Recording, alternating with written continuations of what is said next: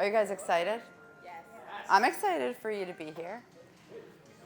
We're going to clean our slates this morning. We're going to start, and we're going to focus as a team, which I think is the most exciting thing. First, I want to introduce myself. We have to lower the music. Oh, we have to lower the music. We got it. My name is Michelle Gibson. I've been working with you guys now in your organization for about 2.5 months. I'm not going to lie, it's been a very exciting 2.5 months. I'm grateful to be in business with all of you. My daughter had a basketball coach. She was like 10. And he would circle the kids around, and he would say, now's your time to shine. You get an hour on the court to play as a team and to perform. And he would have them shake off the day. So he would ask 3 questions. The first question he asked was, how are you feeling? Right? And the answer was good. How's your game? The answer, the response that he looked for was great. And how's your talent? And it's awesome. So we're going to be a little cheesy this morning. How you guys feeling? Great. Good. How's your game? Great. How's your talent? Awesome. Yeah, it is, and it's about to get a lot better as we go through this presentation today.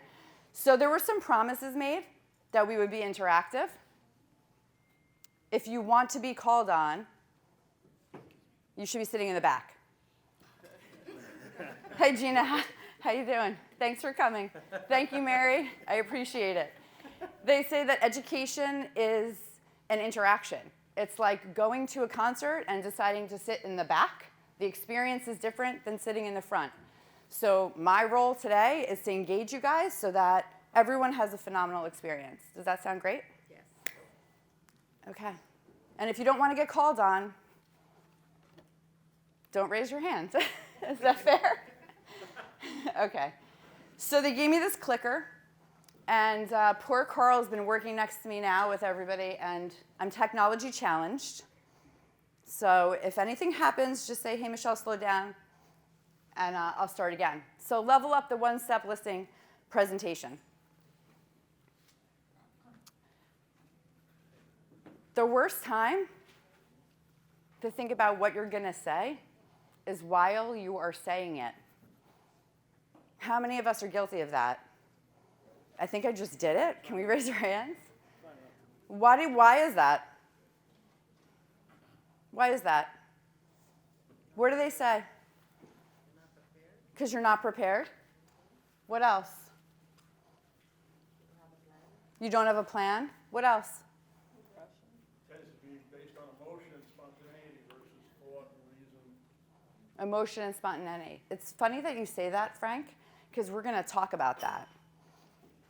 Our job is to influence people, influence buyers to buy houses and sellers to sell their house, to become a catalyst and increase their timeline or support them through their forever timeline, which seems we're doing a really great job of that in this market. Our goal today is that we adjust the way we look at our business. First of all, everyone here is a business owner.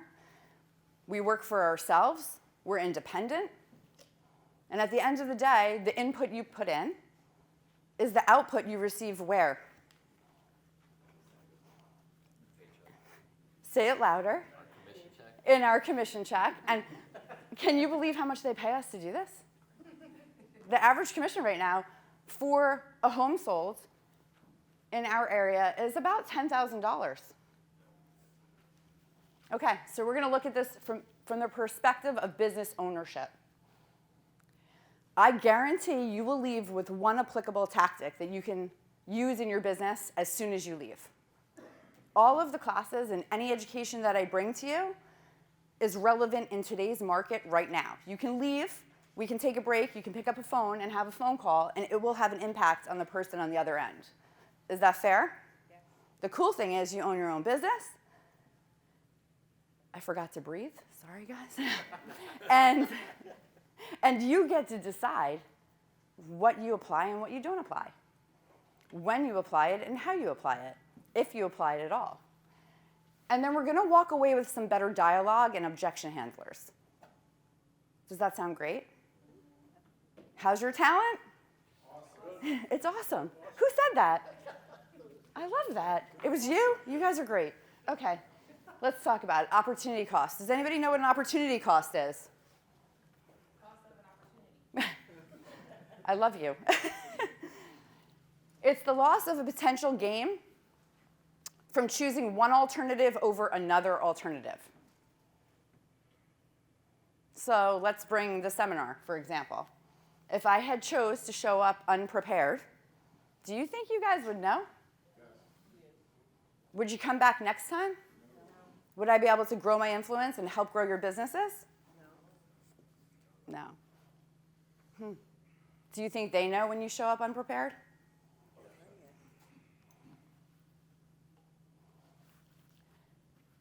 The beautiful thing about fear is that when you run to it, it runs away. How many times have we been afraid of a conversation or an activity, rejection? So we avoid it. Yes? Nod your heads if you agree. Okay. So I'm going to just share something.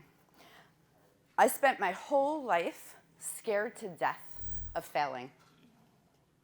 For a long time, my father would say to me, well, Michelle, I think you're afraid to succeed. And I would say, no, Daddy, I'm scared to death to fail. I'm so scared that I have never actually applied myself 100% to anything that I had ever done. Because on the other side of that fear was that if I did apply myself 100% and I put myself out there, that I would be rejected or fail anyway. How many people can relate to that? Raise your hands. Come on. Give me a break, guys.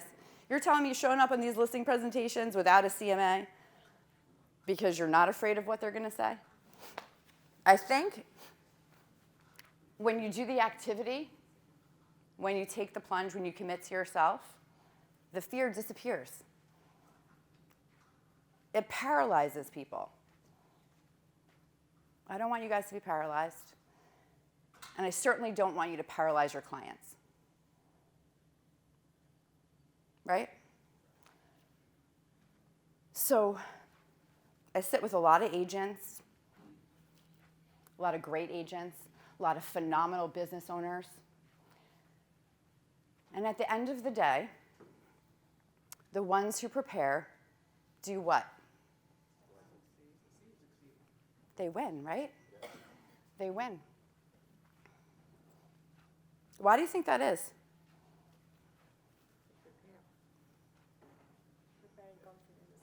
Yeah. Time is what? If I give you my time, what do you think? Do I care about you? Am I invested in you? Okay. So these agents, they say, well, I'm going to give you some excuses. You can throw out more if you'd like. I work mostly referral base, so I really don't need a listing presentation. Everybody knows me in my market. My phone just rings. I just show up, and they already know me, so I don't have to show them anything. No, I don't get the listing signed on the first appointment. This is relationship building. Well, I'll tell you what. There are a lot of people who get the listing signed on the first appointment. And the reason why is because they're prepared, and they know that they're going to make $10,000 when this property sells. Think about that for a minute. $10,000 for 45 minutes to 1 hour, and many people don't even have a presentation. I've got guys running whole companies that I meet with, big organizations, and they don't have presentations. 85% of the population learns visually. Think about that. Okay, home sellers. I'm going to release your fear right now. 76%.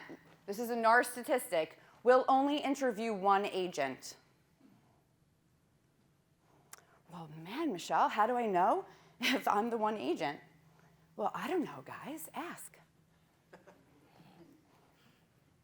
And I'm not trying to be funny. I mean, and if you're not comfortable saying, hey, what did the last realtor say as a price valuation? What did you hear from your last real estate agent that you liked and would like to be replicated on this transaction?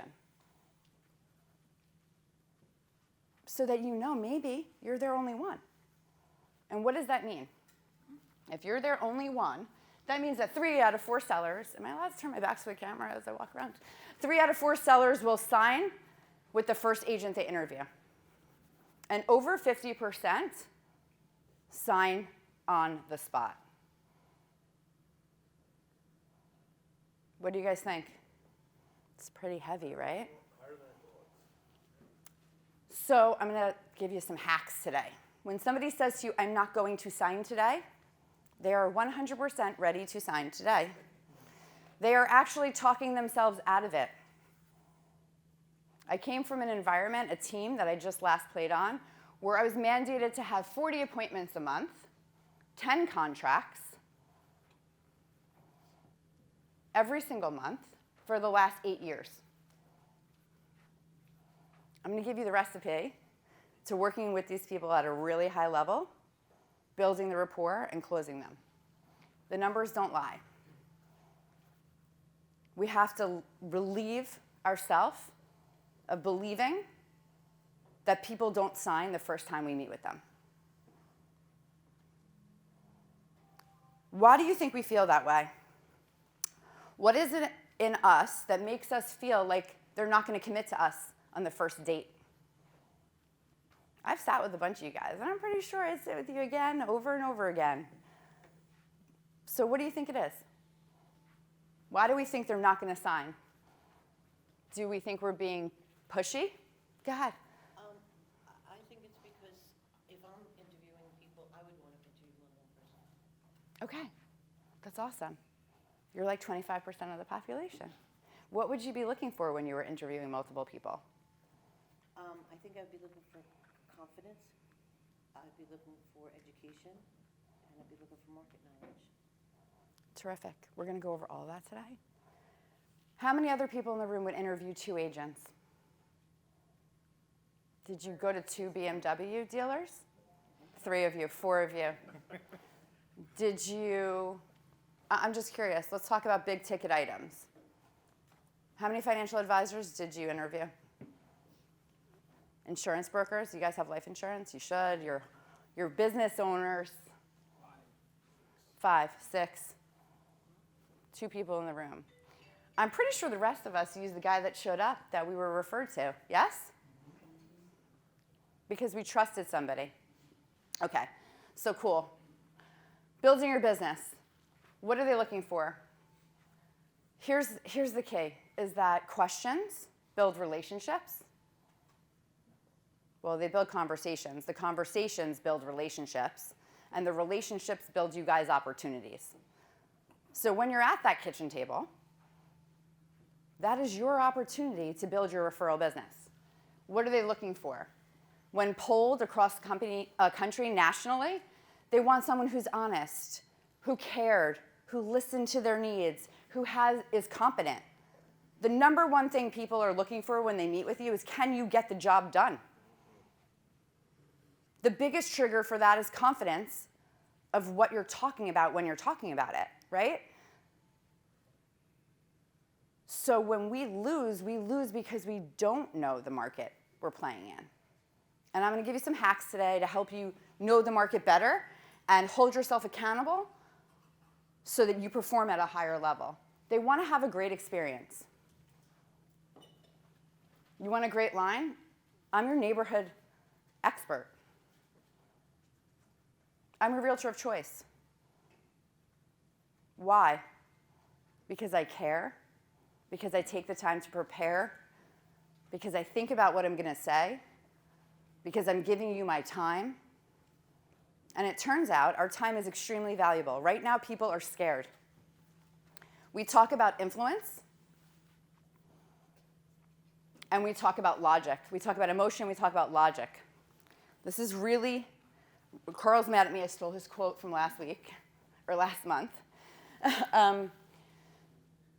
It doesn't have to be difficult. They need to understand and trust the process. Our job is to trigger an emotion in them. What do you guys feel right now? Serious?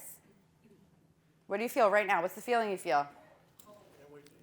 You feel cold? Is it me or is it the weather? I don't, global warming, question mark. This has been the longest winter in New Jersey. What do you feel? Do you feel serious? Does it feel intense? Engaged. Do you feel engaged? Does it seem like I'm being honest with you? Am I confident? I'm doing a good job of, no, I'm just kidding. The emotion that we need them to feel is something that moves them. So we're going to work through taking them from where they presently are, right? Showing them where they could be or want to be, and triggering an emotion to move. Here's the secret. The emotion we're triggering is not fear. I do not want to scare you so bad that you go interview another agent. I do not want to scare you so bad that you think that your dreams are hopeless. I do not want to scare you so bad that you feel like you're going to fail when you go out and see that 30th house. I want to set standards and expectations and parameters for our relationship.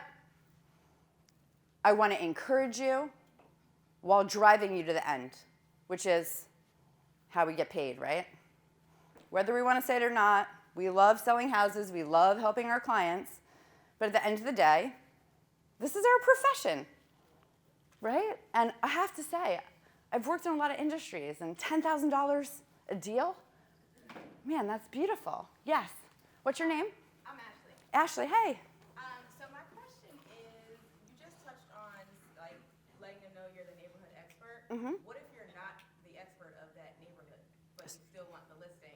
I want to know like how you kind of handle that, or do you just cram Google research before? Yeah, so there's preparation that goes into everything.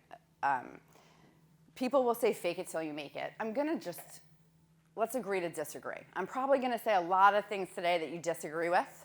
And as my husband knows, I'm always right. So there's no reason to argue. No, I'm just kidding.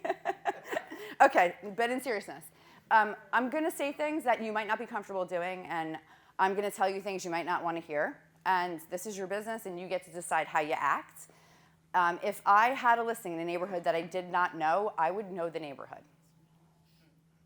I would go drive by the neighborhood ahead of time, drive by the house. I might take a picture.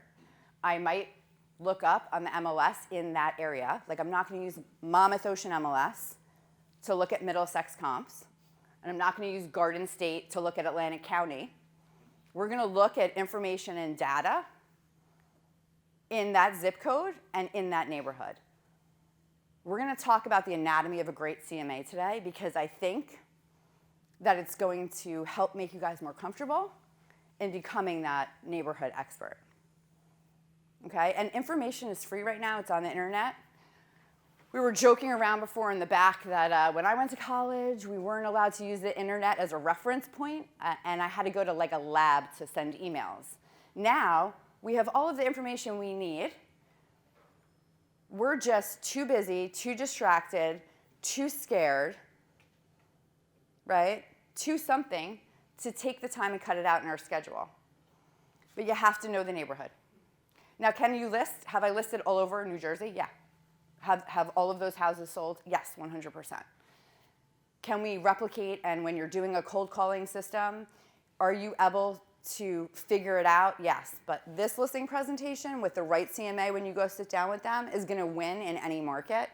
It has, it's just proven. And the biggest thing is getting the price right. Okay, so every great listing appointment, any appointment you have in your life, do you guys know how long it should be? 20 minutes, 15 minutes, I hear. I feel sorry for as long as it takes. No more than an hour. So people lose engagement, right? They did this study, and an hour and a half is the longest you should ever sit with anybody. That's how people learn. That's how we develop relationships. I think you could do the appointment in 45 minutes if you send the package and prepare the way that I'm going to share with you today. What is the largest amount of time you spend during the appointment? Where's the pain point? What do you usually talk about? Price. What's taking an hour and a half? Okay, great. We're going to do price in a couple minutes, and we're going to kill it. What else? Commission? Okay. Staging? You guys talk about staging. Okay. What else? Paperwork? Okay. Touring the house. Oh, I can't wait. We're going to do a mock. Who wants to be my seller later? Raise your hand. Come on, give me a hard time. You got it? You'll be my sellers? Okay.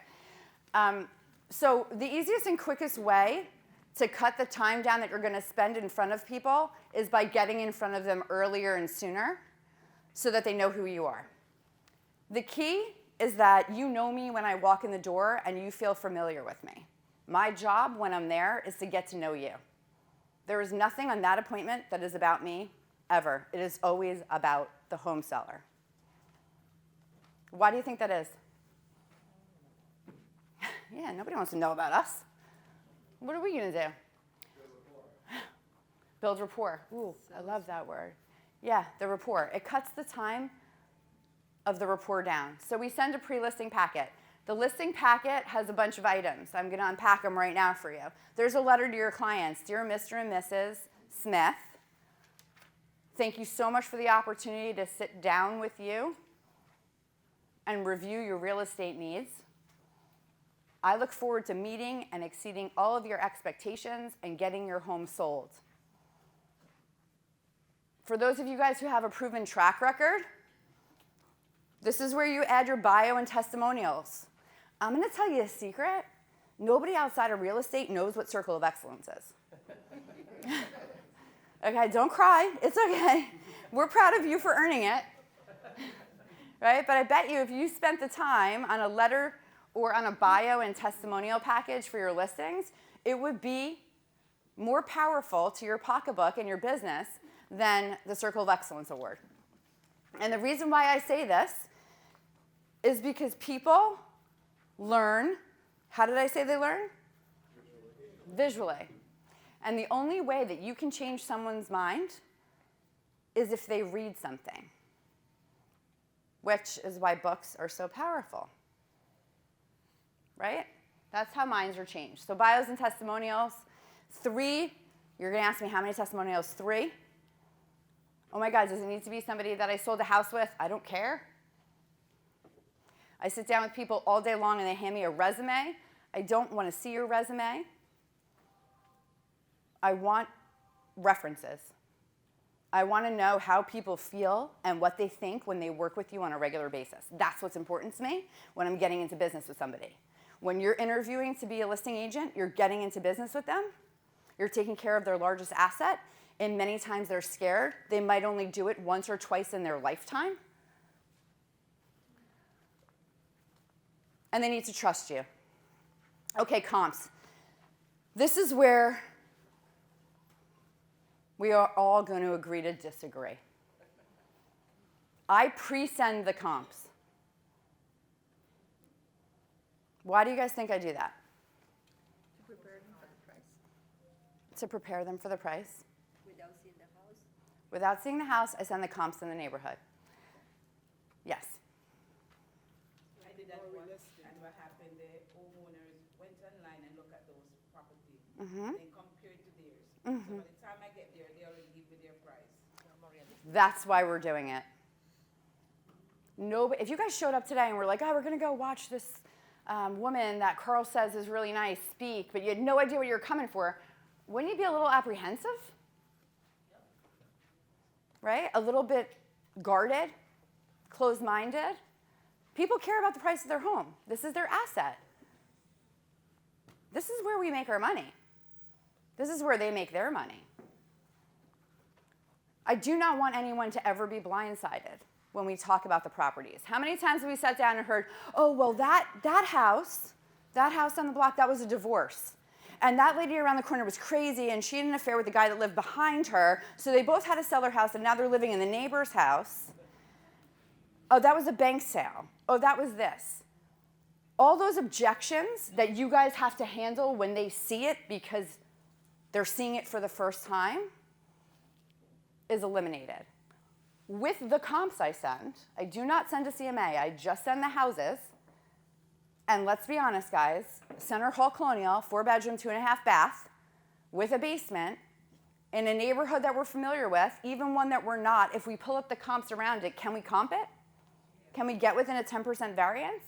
Well, if Zillow can do it, you bet that we can do it. We're the market experts, right? So I send this to them, and I also say,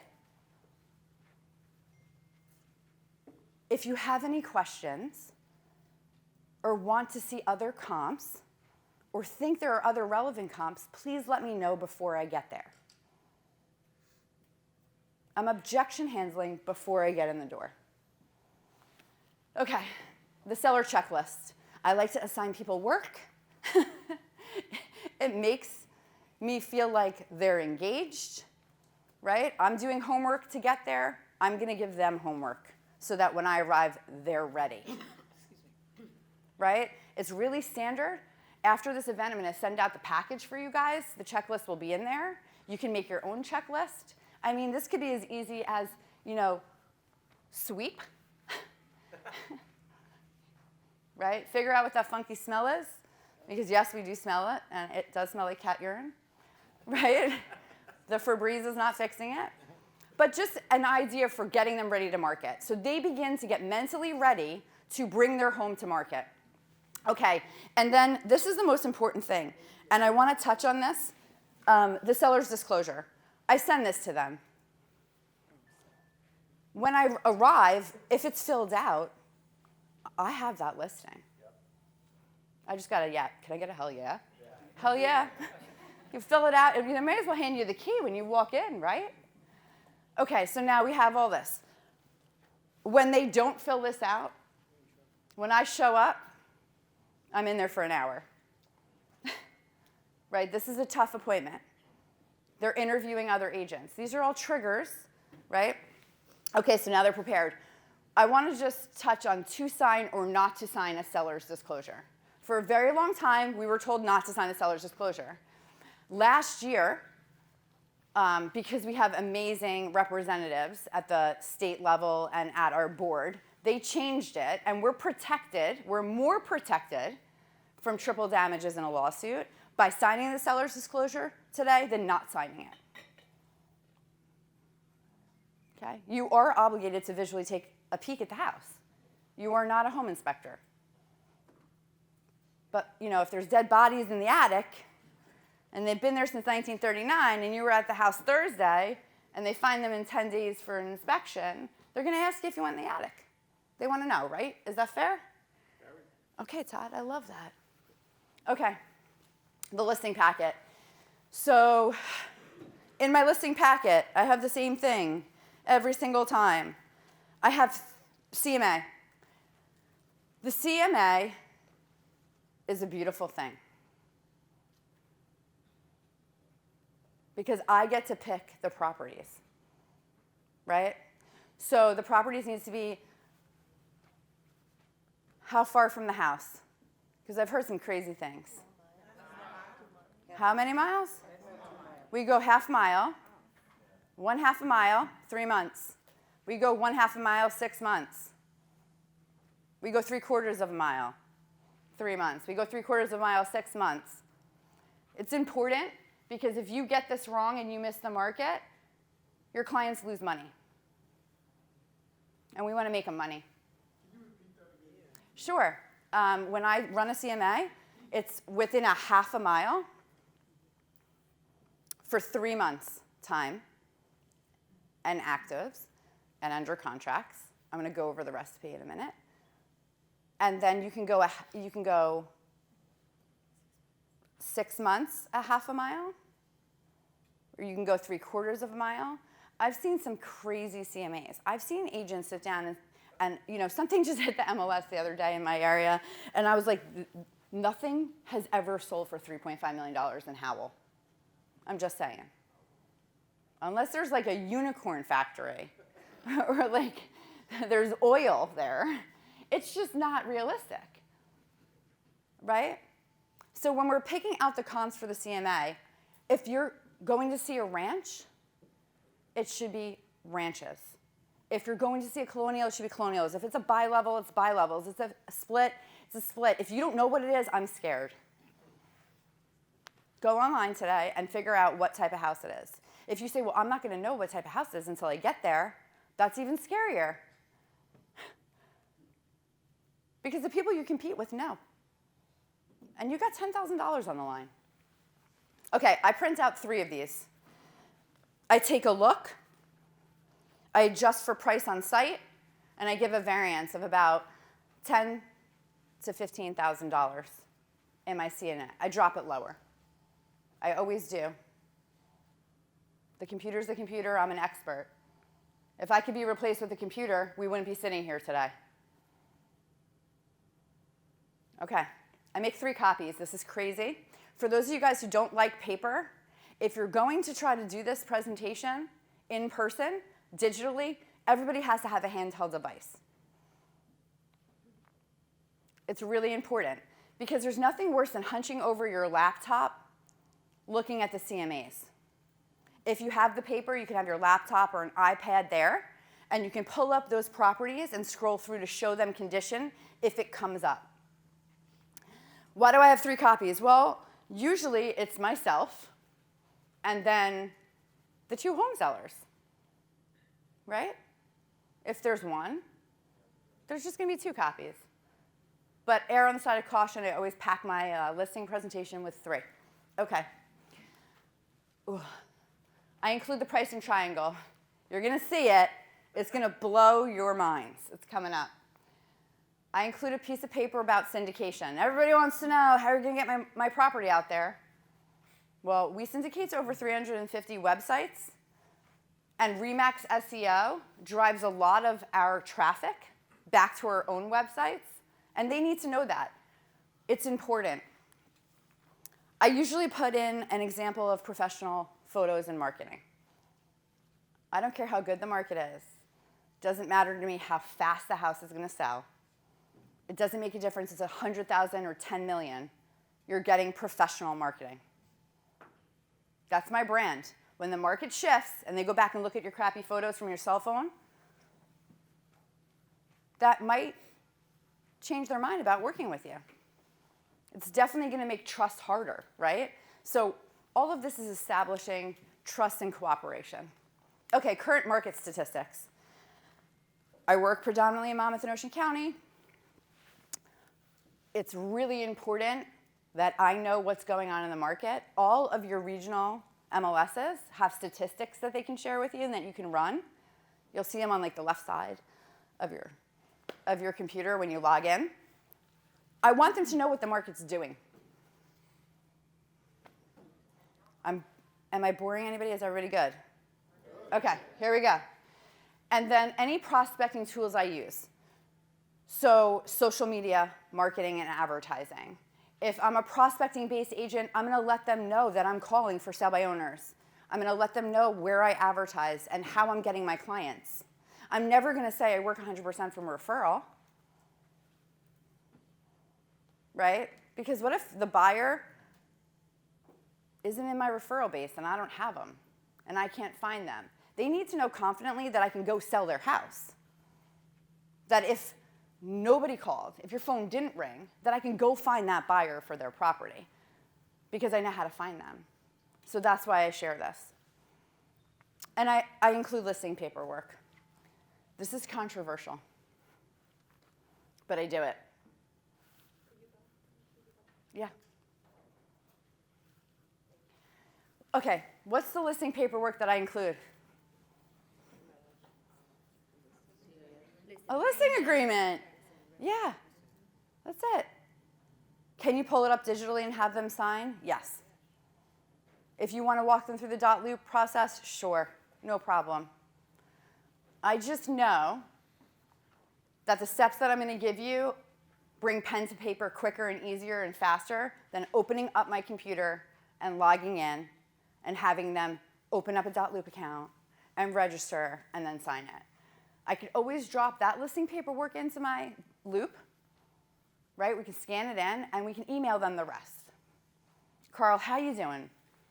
I just had a really bad flashback to when I was a listing agent, Yeah. and I wasn't prepared with the listing paperwork, and they didn't sign then, and it was like a $700,000 sale, and I never ended up getting the listing, and I just thought if I was prepared and I had the listing agreement with me, I would have got it signed. So from there on out, I never went to a listing appointment without the listing docs, and I would have to pre-fill it out without a price and everything, and I had a sticker that said sign here, because it happened to me once, and I vowed it would never happen to me again.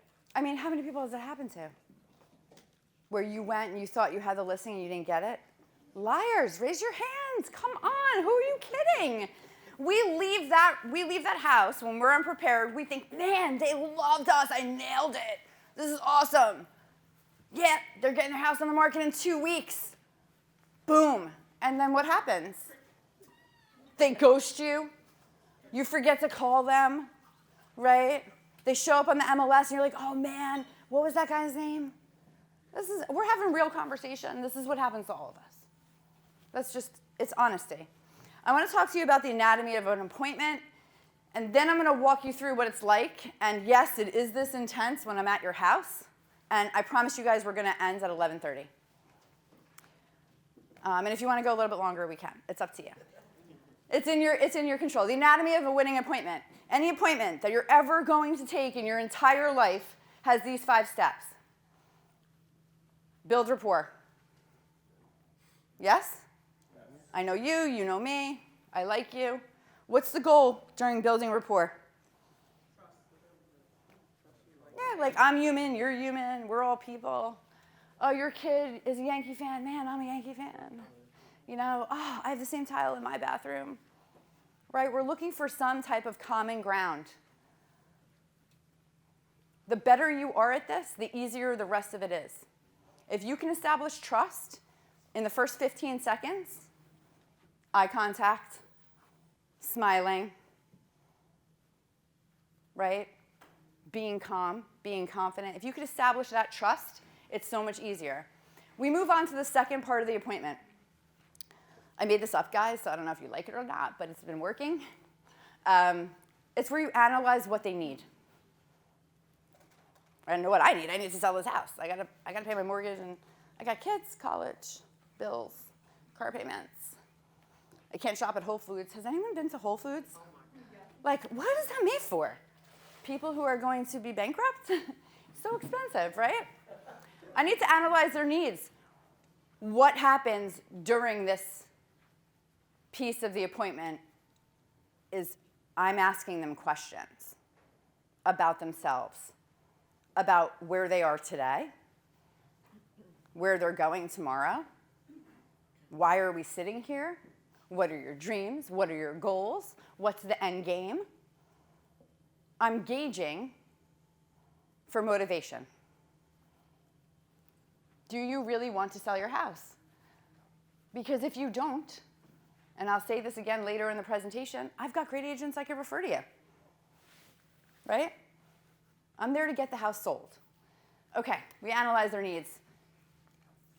Let me go back. Ooh, I can use reverse. I'm actually not as bad a clicker as my kids tell me I am on the TV. Analyzing their needs. There is a financial conversation here, guys. They want to know what the net is they're leaving with when you're talking to them. They want to know, can I only show the house between 4 and 6 on Tuesdays and get the highest and best price?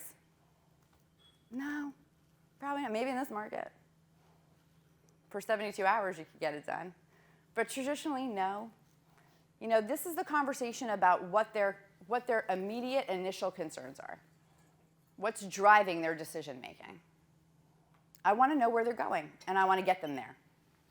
Okay, after we analyze their needs, okay, I'm underwater, or I have to make $75,000 because I have, whatever it is, or my ex-wife took all my money and I don't know what to do now, so I have to sell my house because I have no money. These are important things. I need to know where they are in a mental state. I need to know what emotions I can draw on, because emotions move and make decisions. Logic does not. Logic does not make people move. It paralyzes people. It's an investment tool. This is a personal process. I don't care what anyone says. You can talk to me all day long and say, oh, I'm a type C personality. I'm really analytical. No, you know what, bro? You know what deck screws you bought in 1985. You're emotionally attached to this. There's an emotion driving it. And we need to trigger and pull on that. Okay, provide solution through value. I can sell your house. And you can make the $75,000 or $100,000. I can get you to Florida. I can find you a better location for your mom. I'm the solution. Do you believe me?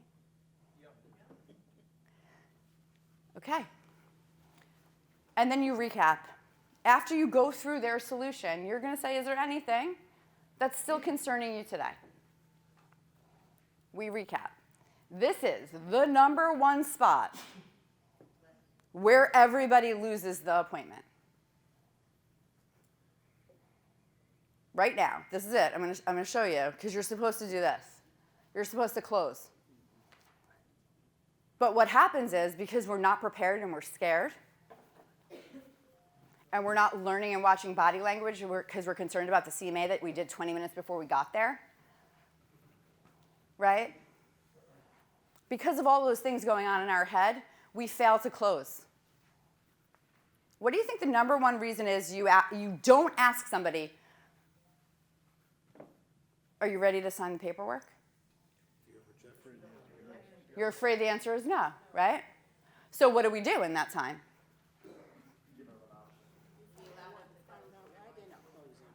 Is there anything else that you need? Can you sign this stuff? Would you like to sign right now? No. Can you explain to me? Is there anything else I've left out that you need addressed at this time? 100%. What happens to people here when they're uncomfortable, you're right, is that they go back into rapport. And that's why you're in that house for an hour and a half. And that's why you think that guy's your friend. And that's why you're saying it's about relationships. Because I'll tell you what, you get the job done at a high level, you earn the referral, you earn the trust, you're coming back for more and the relationship builds itself through the conversations and dialogue that we're having with each other through the process. This is where you miss it, guys. I see it all the time. Sometimes it's missed at the beginning of the appointment. We sit down, we're greeting you, we're saying hello, we make the formalities, we're like, hi, I like you, hi, I like you, okay, great, let's get started. And a question that's personal comes back up. So if that happens, well, first, don't do it. But if you find yourself doing it, say, you know what, let's talk about that later. I'm really excited to share with you what I've prepared today. And we read. Sure. Oh my God, hey, it's so nice to see you. Thank you so much for having the house. The house is beautiful. Everything looks great. Blah, blah, blah. And then maybe instead of saying, tell me what's going on, you would start talking about the pavers on the patio. Or you would see the son went to Dartmouth, so now you're talking about schools. You know, you're taking yourself away from the business conversation. You're there for a business conversation. Make no mistake. They're going to pay you 10 grand. Right? So we're the professional. You're not friends no longer. Right? We're having a business conversation. It's about your business and my business. We're going to determine whether or not we want to be partners at the end of this meeting. Right? I might think you're crazy. I might not want to take the listing. Right? You might disagree with something I'm saying. I might rub you the wrong way. So many things happen. So just be careful going back to rapport. It stops you from closing. And the more you know, I'm going to tell you a secret, the more you know about a person's situation, the more you feel, right, the less likely you are to act. So everybody has conversations. I have a conversation with you, you have a conversation with me. You give, I take, you give. At the end of that conversation, someone leaves changed, affected. Our job is to change them and to set them on our goal for them and our timeline for them, not for them to influence us. When I hear, oh, well, they really didn't want to list at that price. They wanted to try it. That's great. I'm in the business of getting homes sold. If you want an agent to test the market, I can refer you 250 of my closest friends. Do you want your home sold, or do you want to test the market today? Okay. CMA, what's included? Lucky for us, we went over this. Okay, this is like if you could go nowhere else in the entire world, if I could take one thing with me when we talk about the pricing challenge, it would be this. It basically says that you attract 60% of the buyers in the market at market value. At 10% above market value, you attract 30% of the buyers. You cut your buyer pool in half. And at 15%, a lousy 15%, that's like nothing, right?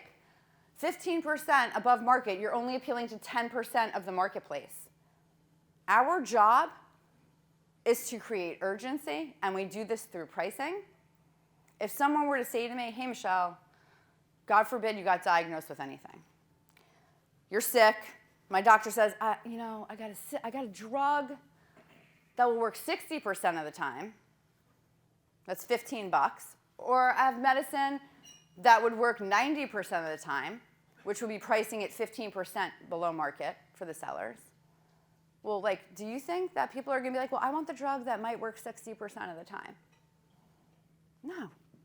They want a guarantee that they're going to be okay. The conversation around pricing is the guarantee that you're going to be okay. You're going to get what you want. We're going to receive the desired result and get the home sold. So this is really powerful because they learn visually, and people are crazy how they look at stuff. I'm good with bar graphs, but I'm not good with pie charts. This is another example of it. It basically says exactly the same thing, just a different visual, because everyone learns differently. Okay, this is the syndication tool that I use. And this is the local market. So what this looks like, and I put this in every single package, is year over year and percent of change. So how many people think closed sales are up this past month in April? Was 2021 better or worse than 2022? You guys think it was better?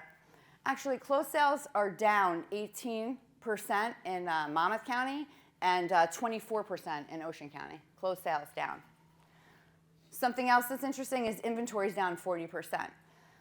I try to read a lot so that I can have relevant conversations with people about a bunch of different things. This morning there was an article that came out that said there are more houses on the market.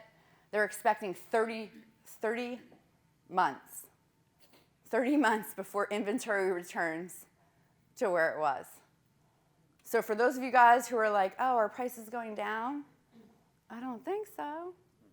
I don't think they're going down. Michelle, I have a question. Yeah. Can you go back to the syndication and talk about that a little bit? Okay. Because I saw that was on Blue Jones. Okay. So you guys have ListHub on all of your MLSs because they wanted to provide you more value to the agent when you join the board. Right? They work on our behalf. So it syndicates out actually to 350 different websites, and our portal syndicates out through Booge. So you'll hear people say, am I going to be in the Wall Street Journal? Yeah, you're going to be there. Am I going to be on Zillow? Yeah, you're going to be there. Am I going to be on Realtor.com? Yes, you're going to be there. Trulia, every single other listen, you're going to be on every single website out there that advertises homes, homes.com. It's nationally syndicated. You're just showing them pretty much, even though you know you're just giving them the I let them know that we are using the market as a tool, and I also let them know that. Because I think it's important that they know that they're not hiring me for my syndication. They're hiring me because I've highlighted it and identified that it's a need in the business for marketing.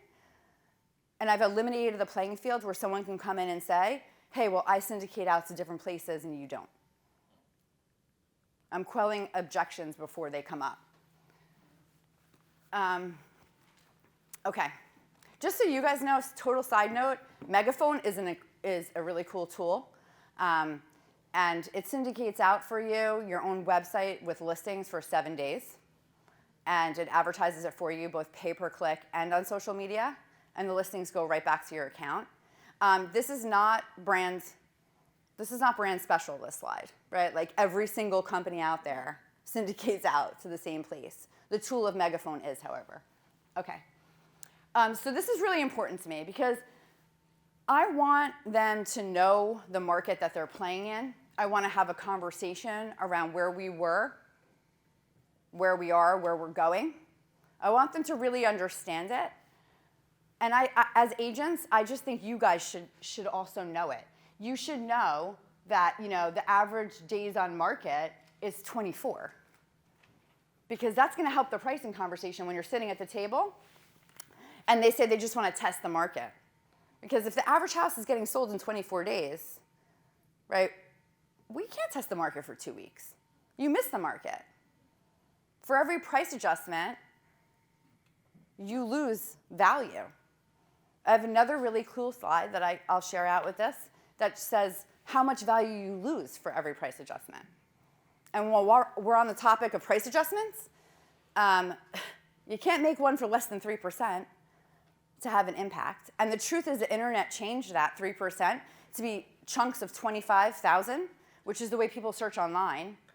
So when people say to me, oh, I'm going to list it at 369. Well, 369 is the same as 375, right?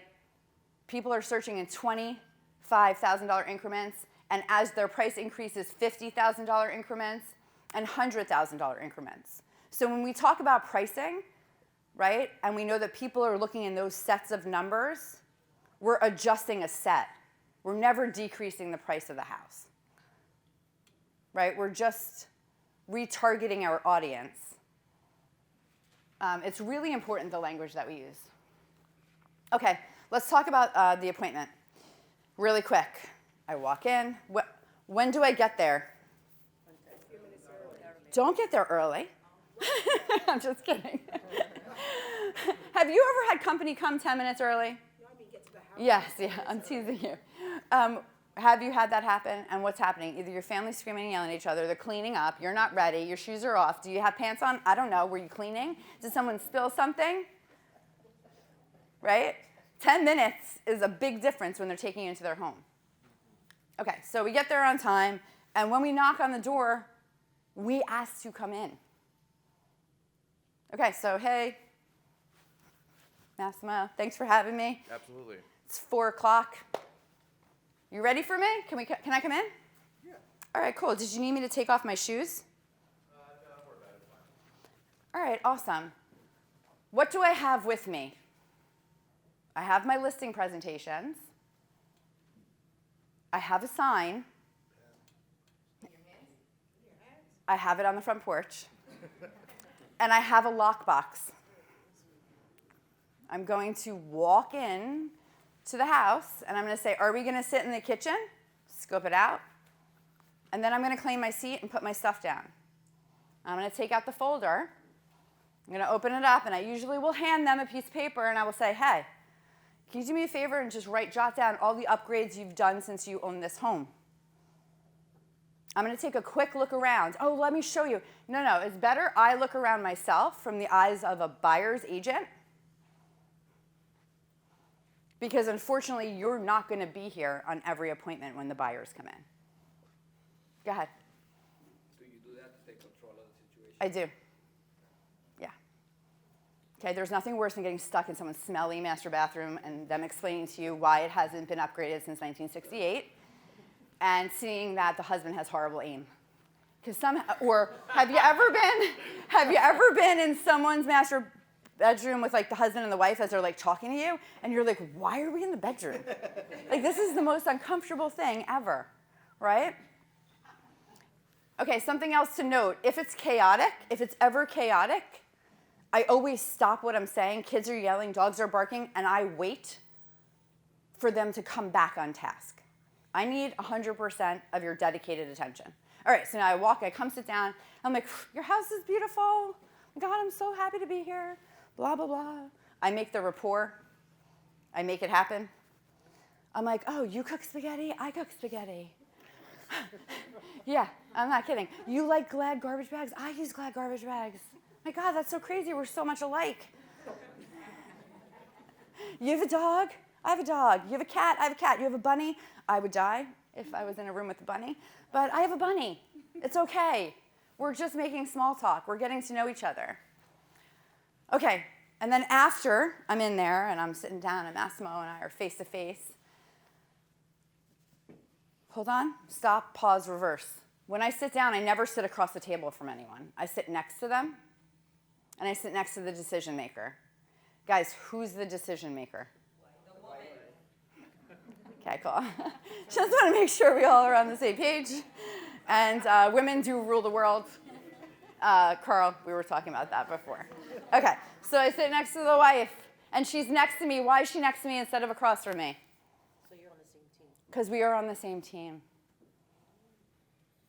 Right. Okay. And then I take out my CMAs, and this is true. And for any of you guys who think that it's not, I put it down in front of me and I ask them what's going on. What's going on? Why am I here today? What are you guys thinking? Where do you want to go? How are you feeling? What are you hearing? I do the entire needs analysis. And then I know that after that needs analysis and all those questions, they only care about one thing. What's the one thing they care about?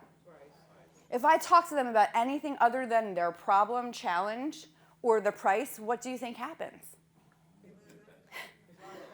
They're like flipping through the folder. They're getting up and feeding the cat. They're distracted. They're nervous, right? They're like, we don't care about social media marketing. We don't care about professional photography. We want to know, what is our house worth? What do you think I can get for my home? So I always do price first. Because if we can agree to the price, the home is done. We're done. That's the only challenge. Okay, so can I get a time check because I'm terrible at this? I think I'm at 11:10, 12, 11:12. Okay, so now we do price, and everyone gets a copy of their own CMA, and I hand them pens, and I give them work to do. Okay? I say, before we go over this, did you have the seller's disclosure? Did you fill it out? If they did, cool, I take it, I look over it, I sign it. If they didn't, I say, okay, we're going to get to that later. I'm gauging. Does anybody here, did you make me a copy of the key? Who has the key? Oh, you need a copy of the key? Yeah, I put it in my lockbox. The lockbox is on the table. Okay, I know you guys are dying to know. Let's talk about the price. Everyone has their CMA. Everyone has a pen. I'm going to teach you a hack for market value from a homeowner perspective. You're going to circle two things. You're going to look in the top right of the CMA. You're going to circle the price it sold for, the price it listed for. You're going to go down to the bottom. You're going to look for days on market. I have them circle days on market. And then they're going to circle the sale price. I'm going to show them that there's a correlation between the days on market and percent of list price. That's my job. Now they're looking. Now they're engaged. Now they're nodding their head. While I'm going through each one, I'm going to ask them if they're familiar with the property. I'm going to ask them what they think is different about this house than that house. Did you have a chance to look at the comps? Did you have any questions? What do you guys think? How do you feel? Do you agree or disagree? If you were a buyer in this market, would you buy your house at $599 or this house at $599? Do they see the value there? I flip to the back of the CMA. I say, listen, this is computer generated. Gauged on the interaction, they're either going to want to throw up or they're going to be really excited. If they're really excited, we go with the price there. If they feel like they're going to throw up, I say, this is computer generated. What are you thinking? Because I've already set it up that it's 15% below where I would list it anyway. For those of you guys out there who are like nervous, that you feel, okay, I'm going to go to the house. What if the condition is bad? Well, okay, like how much do you think you would give for condition? You'd have to have the whole house replaced for 25%. You know what I mean? it's not a foreclosure, right? We're not doing REOs right now. We're sitting at the table with a seller who's been hopefully maintaining their property to the best of their ability. I mean, if it's really atrocious, 20% if you had to. Do you think that if you saw the comps ahead of time and looked at the material, it would help you prepare and you would be confident making that adjustment because you knew what you were talking about once you got in the house? Yeah, I think so. And I think they were more confident about it. So then we agree to a price. If we cannot agree to a price, I use the $25,000 conversation. And I say, home buyers in this area are going to look for your house in $25,000 increments. You choose. Do you want to be in this bracket or do you want to be in this bracket? There's two options, this one or this one. It's never this one, right? When people feel they have a choice, they feel better about it. So we want to empower them to make that decision. Okay, we're done with that. You can't leave that conversation until you get a range. If it's $50,000 range, your job is to squeeze it at the end of the presentation to 25, right? So you have homework to do when you close them. After that, we talk about their timeline. So what are you guys thinking? When did you want to get the house on the market? When did you want to be in Florida? Where did you want to go? Right? They're going to say, oh, well, Michelle, I really think we can get more for this house. And I'm going to say, I can appreciate that. I'm going to show them my pricing triangle. We're going to have the conversation about missing the market. I'm going to talk to them about the expense of a price reduction at this point if we have to do that. I'm going to let them know that they're playing with their own money and it's real money. It's not paper money, right? They're losing dollars in their bank account. My job is to walk them through and educate them through that. Okay, and then we agree, because I've really never not agreed. Sometimes we're a little bit off. If we're off, I say, listen, this is a great line. The market speaks to us. We put the house up and we hear crickets. We're going to know. Dennis knows where I got that line. We hear crickets, we're going to know. We need to adjust the price. In a traditional market, we're adjusting it every 2 weeks. In this market, because everything's going so rapid and fast, we're adjusting it every 7 days. So if I don't have an offer in 7 days, we've grossly missed the market. I make them commit to that. Some agents will put it right in the listing that for any time that we list and we end up having to do a price reduction, so in 30 days you do a price reduction, the listing agreement tacks on another 30 days. Right? I'm in it with you. Okay. So then we get through that, and then they have their questions about marketing, and we talk about it. And I say the most bold thing. First of all, I ask them to close all day long. So I'm like, are you ready to sell your house? Do you want to sign your house? I'm walking around. I'm like, are we ready to do this? We're hyped up. And then I say, is there anything that you didn't hear from me today that you were expecting from the agent that you were going to hire to sell your home? Is there anything you didn't hear today? My job is to sell your home in the shortest amount of time for the highest price with the least amount of inconvenience. Have I shown that to you? If they say no, we have to objection handle. If they say, I don't know, you say, well, what if you did know? I don't know when I want to move. Well, what if you did know? What would that look like? We don't have any questions, but we want to take a couple days to think about it. Yeah, sure. I could totally appreciate that. The cool thing about contracts in New Jersey is you have 72 hours to cancel anyway. The truth is, we were trained not to sign contracts that were being stupid or not thorough or whatever it might be that they're thinking. I would ask them, what are you thinking? Do you realize that hesitating can cost you money?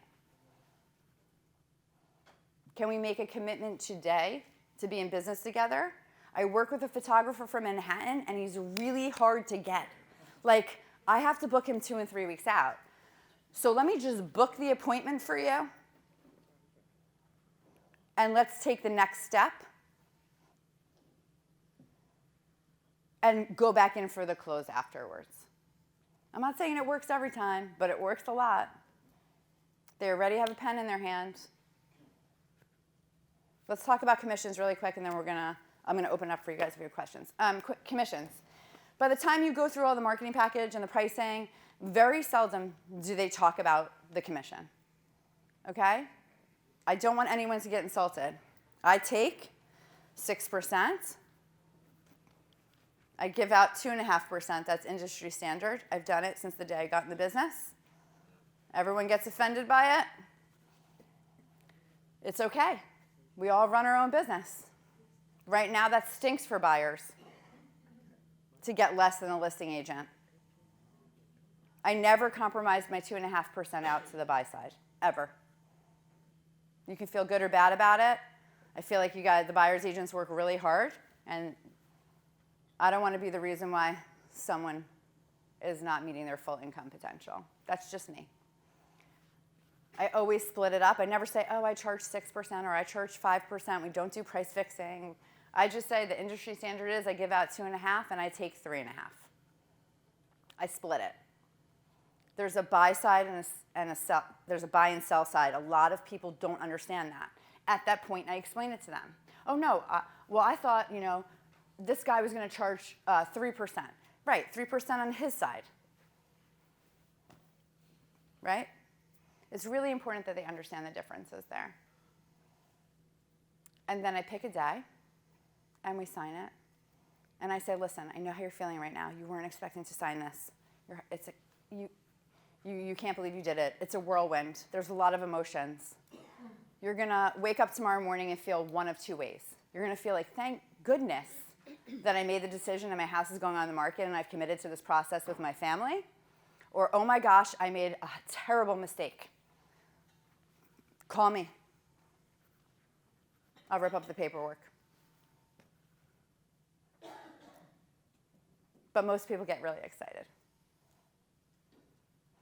Okay, that's it. That's my whole appointment. I leave.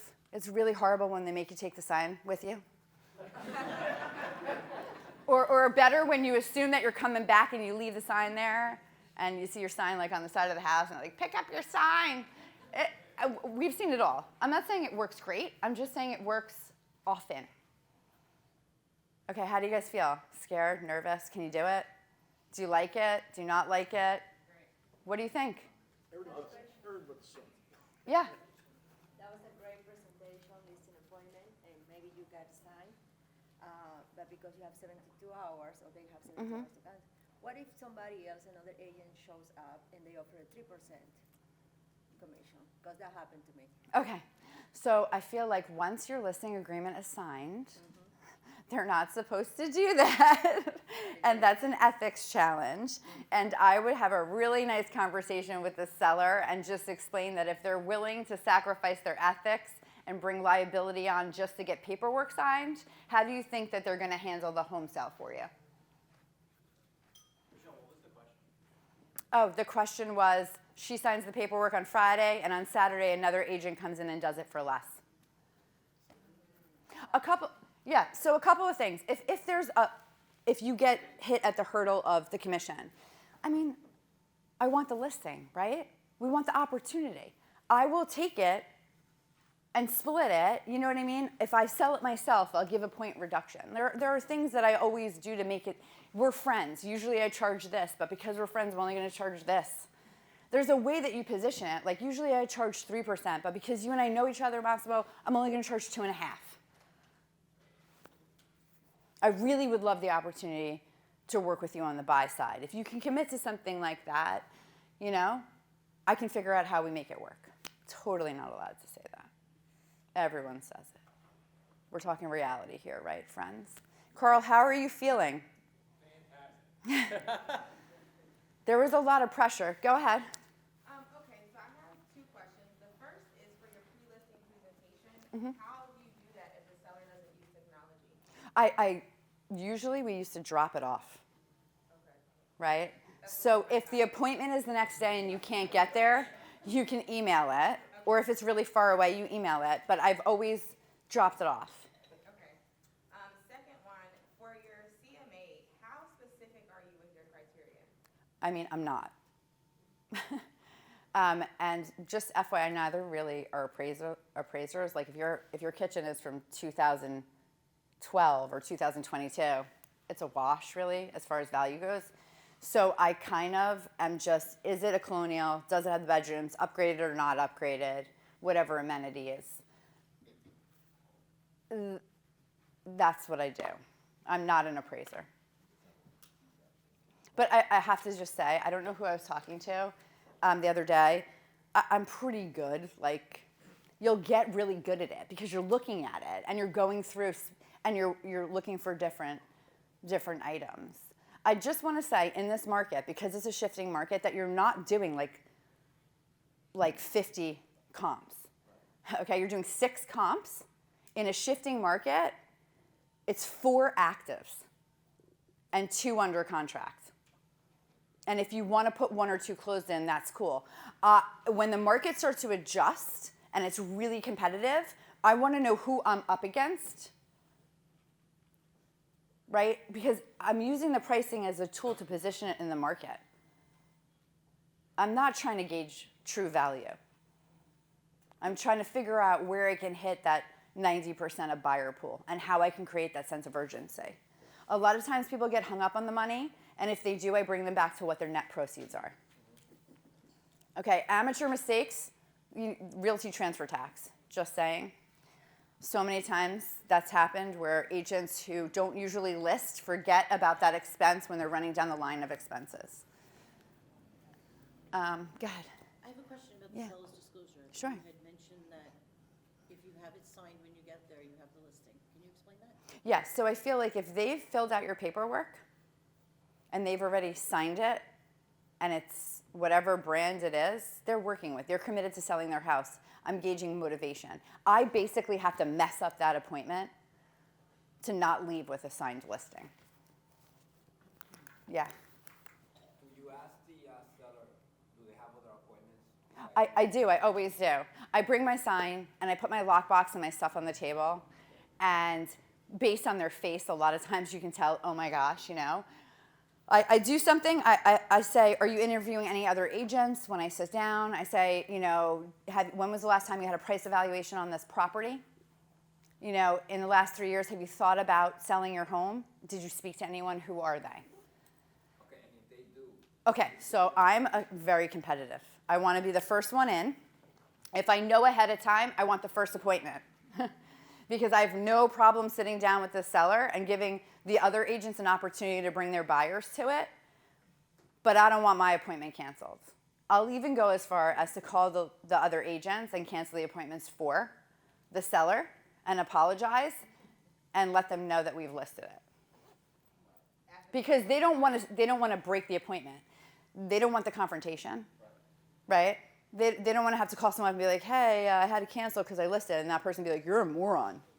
I eliminate that. Are we allowed to do that? I'm allowed to, yeah. What do you mean? I'm allowed to cancel your appointment. Yeah. I mean, you are, but are we allowed? As agents, when you work for the seller and they say, I was going to meet Frank Pento and Dennis Freshnock, by the way, say hi, guys. This is our new Middletown crew. I would say, oh, I know Frank and Dennis. I would love to call them. I'll let them know that I'm listing the property. We work great together. I'm sure they can bring a buyer. It's okay. Guys, it's $10,000. I mean, that's average, right? Like, I don't know. I wanna get this done. But don't do it unless you have the signature on the listing agreement. Yeah, don't do it unless the listing agreement is signed. Thank you, Frank. All right, 2 more questions. Go ahead, Massimo. So as far as the pre-listing presentation goes, the thing that you would drop off to them, is that something that you would drop off to someone that you know is motivated to sell their house, or would you drop it off to someone that is thinking about selling? Like, do you prospect that way? Like, how far in advance can you send it out, is my question. Okay, so I guess it depends on what type of business you're running, right? So if you're running a prospecting-based business where you're cold calling, and I think that's advantageous for them to have. Listen, you don't even need, if you have no appointments, like you have no appointments, you have nothing going on. Like, could you talk to people about real estate? And could you use that as a way to get in the door? Yes. I mean, the comps are going to adjust with time. Right. But yeah. Go ahead, Dennis. I was gonna say maybe touch base on what's the appropriate time to drop off the pre-listing packet? So if you're taking the appointment with the seller on Friday, are you doing it a day before, 2 days before? I usually do it like 2 days before if I have the time. I also believe that appointments held within the next 72 hours are the best, right? So if I'm talking to you on Monday, I want to be in your house by Thursday or Friday. The sooner I can get into your house, the better off we are. So I don't like setting appointments for 2 weeks out or 10 days out or 15 days out. So much stuff happens. These are emotional decisions. Go ahead. Last question. Yeah. Well, you said last question. Okay. What happens if the seller says come now? Like if you get a lead and they say come now? You come now. But, I mean, You like, go change right that now. information. You go right now. And I would bring that pre-listing packet and The pre-listing packet's already made up. Like, yeah, everything is made up. okay. There's so much that goes into the appointment and just the mindset behind it. I want to be 100% focused. I want to grab my packet, take my CMA, and go. So traditionally, because I was hitting like 40 appointments a month, or before that on the other team, I had to have 20 appointments, 10 buy side, 10 list side a month. And I mean, you'd be amazed what you can call a listing appointment. I'm just saying. But I always had the packets made. Because it's just something I don't want to worry about. It eliminates the fear. Okay. Yeah, but you go. I would bring the pre-listing if you don't have time to do a CMA. And there are a couple apps that we could share that will just tell you like home value. What is that? Snap, Home Snap. I'll get it to you. There's one that you can actually use, and it's all right. Is that it? And you drive in front of it. You click a picture of it. Yeah, that's pretty accurate. I mean, it gives you a range. Yeah. All this time, I've always done my listing presentation by doing the marketing and everything first. Okay. And then I do the CMA. Why do you do the CMA first, the pricing first? Because people are, it's like, people are concerned about their finances. I find it to be the biggest objection that you're going to have. No one's going to object to how you do your marketing. They're going to be like, oh, I really hoped you did 250 just listed, just sold, instead of 200. They don't care. They care about what affects them right now. And I feel like it's just a distraction. You know, when acquiring talent in different industries, I always lead with compensation. I always do the rapport, the needs analysis, compensation, and then the meat and potatoes of whatever else. Uh-oh, I broke it, Art. Okay, anybody else? Do you have a sample of both the pre-listing packet and the listing packet that you're gonna send? I do. You guys are gonna get it emailed to you. Yeah. Yeah, it's all beautiful and rebranded. Just so you guys know, this isn't like a branded thing. This is just best practices from top agents across the country, independent of the brand. But it's good to have our brand. But I have one for you, yeah. Go ahead, Carl Sanfilippo. I think, so I'm a big proponent of the pre-listing packet. I'm sure a lot of people have heard me say that. I even had a video postcard to my pre-listing packet. But what I want to say is I've talked to a lot of agents and they say, well, I didn't send the pre-listing packet because it was a referral. And I think that, you know, they know me, I didn't need to send it. And I always say is you want to treat every appointment the same, whether it's a referral or it's a cold call. You want to get attached to your process. You should have the same process every time you set that appointment and after you leave that appointment, and you shouldn't deviate from it, because I personally, I was a victim of that when I was a listing agent. I said, oh, well, this is a referral from somebody, this is going to be a slam dunk, and I went in there and kind of winged it and didn't follow my process, and I didn't get the listing.